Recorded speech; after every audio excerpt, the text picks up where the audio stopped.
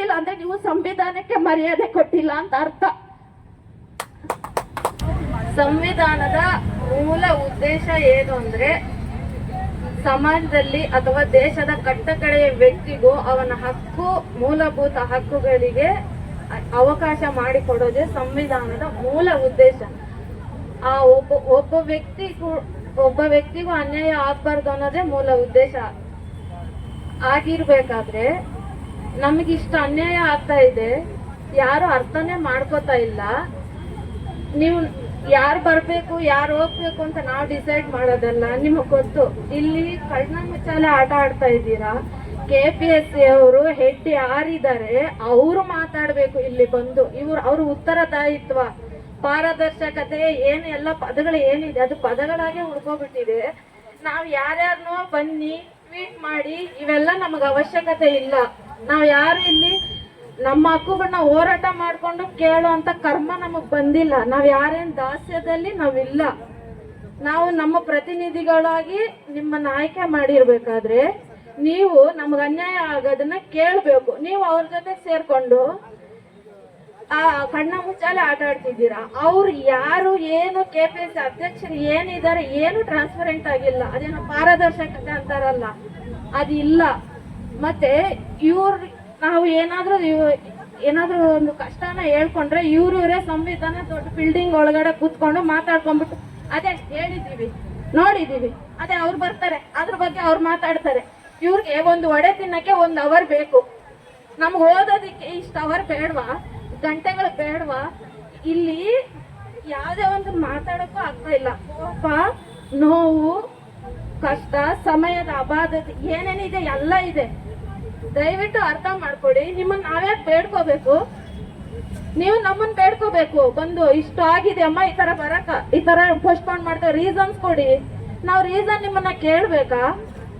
ಮತ್ತೆ ನಾವು ಸಂಪುಟದಲ್ಲಿ ನೀವೇ ಏನೇನೋ ಚರ್ಚನೆ ಮಾಡ್ಕೊಂಡು ನಮಗೊಂದು ಉತ್ತರ ಕೊಡ್ತಾ ಇಲ್ಲ. ನಾವಲ್ಲಿ ಭಿಕ್ಷಕರ ತರ ಬಂದು ಏನಂದ್ರು ಸರ್ ಏನಂದ್ರು ಸರ್ ನಾವ್ಯಾಕೆ ಕೇಳೋಣ? ಬಂದು ಇಲ್ಲಿ ಯಾರ್ಯಾರೋ ಬರೋದು ಬೇಕಾಗಿಲ್ಲ. ಸಪೋರ್ಟ್ ಮಾಡೋರು ಈ ತರ ಸಂಪುಟ ಸಚಿವರು ಯಾರ್ಯಾರಿದ್ದಾರೆ ಬರ್ಲಿ. ತುಂಬಾ ಏನೋ ನಮ್ಗೆ ಸಹಕಾರ ಕೊಟ್ಟಂಗಾಗುತ್ತೆ. ಆದ್ರೆ ಇಲ್ಲಿ ಮೇಯ್ನ್ ಆಗಿ ಬರ್ಬೇಕಾಗಿರೋರು KPSC ಹೆಡ್ ಯಾರಿದ್ದಾರೆ ಅವ್ರ ಹೆಸರು ಕೂಡ ನನಗೆ ಗೊತ್ತಿಲ್ಲ.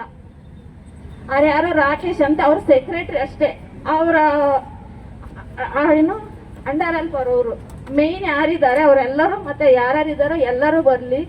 ಮತ್ತೆ ಮುಖ್ಯಮಂತ್ರಿ ಅವರು ಬರ್ಲಿ. ಮತ್ತೆ ಇದ್ರ ಹೊಣೆ ಅಥವಾ ಸಚಿವಾಲಯ ಏನೇನಿದೆ ಅದು ಯಾರ್ಯಾರಿದ್ದಾರೋ, ಶಿಕ್ಷಣ ಸಚಿವರು ಅಥವಾ ಅವ್ರು ಬಂದು ಉತ್ತರ ಕೊಡ್ಬೇಕು. ನೆಕ್ಸ್ಟ್ ಬೇರೆಯವ್ರು ಬರ್ಲಿ. ಇಲ್ಲಿ ಹೋಗೋವರೆಗೂ ನಾನೇನೇ ಕಟ್ಟ ಕಡೆಯ ವ್ಯಕ್ತಿ ಅಂತ ಹೇಳ್ತಾ ಇದ್ದೀನಿ ಅಂತಂದ್ರೆ ಇಲ್ಲಿ ಎಲ್ಲರೂ ಹೋಗ್ಬೋದು, ಬಟ್ ನಾನೊಬ್ಳೇ ಇಲ್ಲಿ ಇರ್ತೀನಿ. ಬೇಕಿದ್ರೆ ಉಪವಾಸ ಮಾಡ್ತೀನಿ, ನನ್ನ ಜೊತೆ ಇರೋರು ಇರ್ಲಿ. ನಾನೇನ್ ಲಾಸ್ಟ್ ಬ್ಯಾಚ್ ಹುಡುಗಿ ಅಲ್ಲ.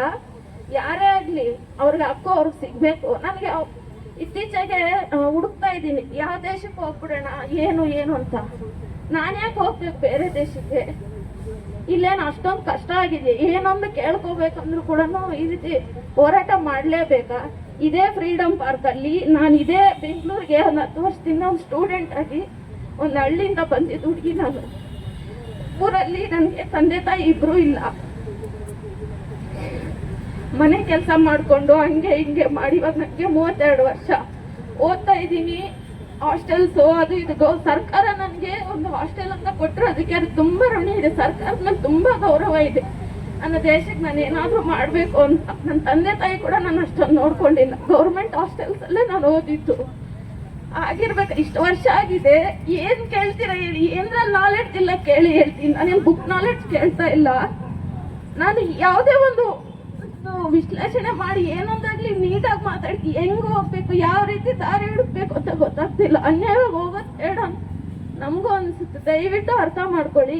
ನಾವ್ ಯಾಕೆ ಸರ್ ನಿಮ್ಮನ್ನ ಬೇಡ್ಕೋಬೇಕು? ಯಾಕೆ ಸರ್ ನಾವು ಕೂಗ್ಕೋಬೇಕು? ಬಂದು ಇಲ್ಲಿ ಆನ್ಸರ್ ಕೊಡೋದನ್ನ ಕಲೀರಿ. ನಾನು ನಿಮ್ ತರ ಭಾಷಣಗಳು ಕೇರ್ಲೆಸ್ ಆಗಿ ಮಾತಾಡಕ್ಕೆ ಅಷ್ಟು ವಾಯ್ಸ್ ಇಲ್ವೇನೋ, ಬಟ್ ನೋವಂತೂ ನಿಮಗಿಂತ ಹೆಚ್ಚಾಗಿದೆ. ದುಡ್ಡು ಮಾಡೋದಿಕ್ಕೆ ಇದಲ್ಲ ದಾರಿ. ದುಡ್ಡು ಮಾಡೋದಿಕ್ಕೆ ತುಂಬಾ ದೊಡ್ಡ ದಾರಿಗಳಿದೆ. ಅಗ್ರಿಕಲ್ಚರಲ್ ಮಾಡಿ ನಿಮ್ಗೆ ಅಲ್ಲಿ ಯಾವ್ದಾದ ನಿಮ್ಗೆ ಅಲ್ಲಿ ಯಾವುದೇ ರೀತಿಯಾದ ಏನು ಆಕ್ಸಸ್ ಇರೋದಿಲ್ಲ. ಅಲ್ಲಿ ದುಡ್ಡು ಮಾಡಿ ಬೆಳೀರಿ. ಆ ರೀತಿ ಇಲ್ಲ, ಒಳ್ಳೊಳ್ಳೆ ಇಂಡಸ್ಟ್ರೀಸ್ ಬಿಸ್ನೆಸ್ ಮಾಡಿ, ಎಜುಕೇಶನ್ ಬಿಸ್ನೆಸ್ ಮಾಡಬೇಡಿ.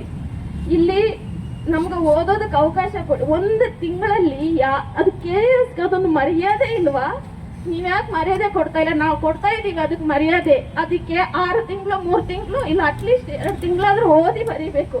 ನೀವ್ಯಾಕೆ ಕೊಡ್ತಾ ಇಲ್ಲ? ಅದೇನು ದುಡ್ಡು ಮಾಡೋ ಇದ ಮಿಷನ್ನ? ಈಗ ನಾವ್ ಇಷ್ಟು ಕೇಳ್ತಾ ಇದೀವಿ, ಆ ಫೋಟೋಗಳು ನೋಡಿದ್ರೆ ಒಳ್ಳೆ ಭೂತಗಳ ತರ ಇದ್ದಾರೆ. ನೋಡ್ತಿದ್ರೆ ಏನು ತಲೆ ಮೇಲೆ 4 ಹಾಕೋಣ ಅನ್ಸುತ್ತೆ, ಬೈಯೋಣ ಅನ್ಸುತ್ತೆ. ಆದ್ರೆ ಬೈಬಾರ್ದು.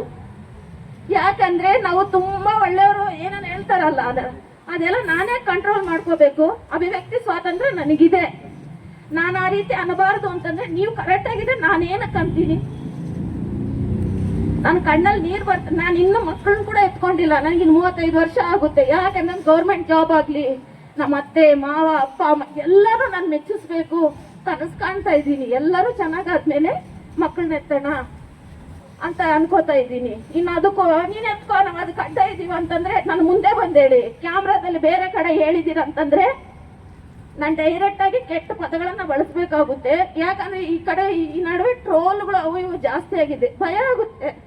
ಈ ನಡುವೆ DP ಹಾಕಿದ್ರು ಕೂಡ ಭಯ ಆಗುತ್ತೆ.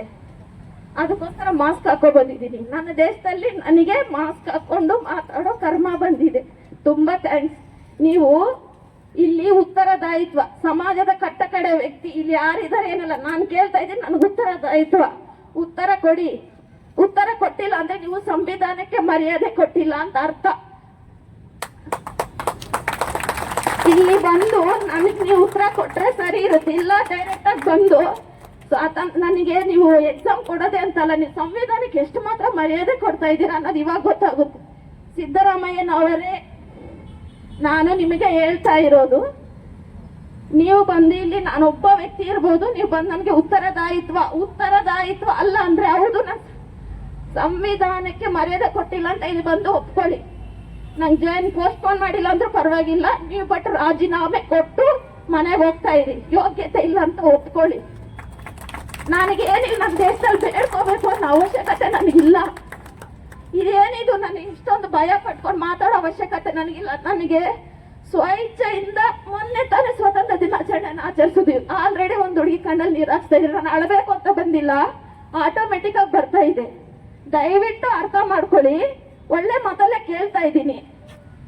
ನೀವು ಬಂದು ಇಲ್ಲಿ ಉತ್ತರದಾಯಿತ್ವ ಅಂತ ಕೊಡಬೇಕು. ಇಲ್ಲ, ನಾನು ಸಮಾಜವನ್ನೇನು ಸಂವಿಧಾನವನ್ನ ನಾನು ರೆಸ್ಪೆಕ್ಟ್ ಮಾಡಿಲ್ಲ, ನಾನು ಯೋಗ್ಯತೆ ಇಲ್ಲ ಅಂತ ಬಂದು ಇಲ್ಲಿ ಒಪ್ಕೊಳ್ಳಿ. ಯೋಗ್ಯತೆ ಇಲ್ಲ ಅಂತ ಡೈರೆಕ್ಟ್ ಆಗಿ ಒಪ್ಕೊಳ್ಳಿ. ಅವಾಗ ನಾನು ಎಕ್ಸಾಮ್ ಪೋಸ್ಟ್ಪೋನ್ ಮಾಡೋದಿಲ್ಲ ಅನ್ನೋದು ನಾನು ಒಪ್ಕೊತೀನಿ. ಇದೊಂದೇ ದಾರಿ ಅಲ್ಲ ನಮ್ಮ ದೇಶದಲ್ಲಿ. ಇಲ್ಲಿ ದುಡ್ಡು ಮಾಡೋದಕ್ಕೆ ನಾವು ಬರ್ತಾ ಇಲ್ಲ, ರೆಸ್ಪೆಕ್ಟ್ ಇಲ್ಲಿ ಇರೋದು ರೆಸ್ಪೆಕ್ಟ್ ಮಾತ್ರ. ಅದಕ್ಕೋಸ್ಕರನೇ ಬರ್ತಾ ಇದ್ದೀವಿ.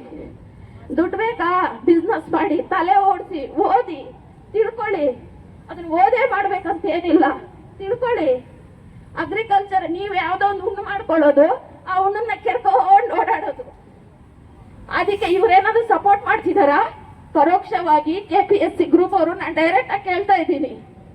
ನಿಮ್ ತರ ಕಳ್ಳಾಟ ನನ್ಗೆ ಆಡಕ್ ಬರ್ತಾ ಇಲ್ಲ. ಇದು ಯಾವ್ದಿದು ಕರ್ಮ?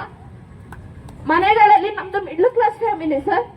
ಈ ರೀತಿ ನಾವು ಕ್ಯಾಮ್ರಾ ಮುಂದೆ ಪ್ರತಿಯೊಂದು ಬರೋದು ಗೊತ್ತಾದ್ರೆ ಇವಳ ಅದು ಇದು ಅಂತಾರೆ. ಹಂಗಂತ ನಾವು ಅವ್ರಿಗೆ ತಿರುಗುತ್ತರ ಕೊಟ್ರೆ ನಮ್ ಸಂಸಾರ ಹಾಳಾಗೋಗುತ್ತೆ. ದಯವಿಟ್ಟು ಅರ್ಥ ಮಾಡ್ಕೊಳ್ಳಿ. ನಿಮಗೆ ಕೋಚಿಂಗ್ ಕ್ಲಾಸ್ ಏನೋ ಸೆಂಟರ್ಗಳು ಕೆಲವರು ಇದ್ದಾರೆ, ಯಾರು ಏನು ಅಂತ ಹೇಳ್ಬಾರ್ದಂತೆ ಹೇಳೋದಿಲ್ಲ. ಇದು ನನಗೆ ಅನ್ಕೊಂಡಿರೋದೊಂದು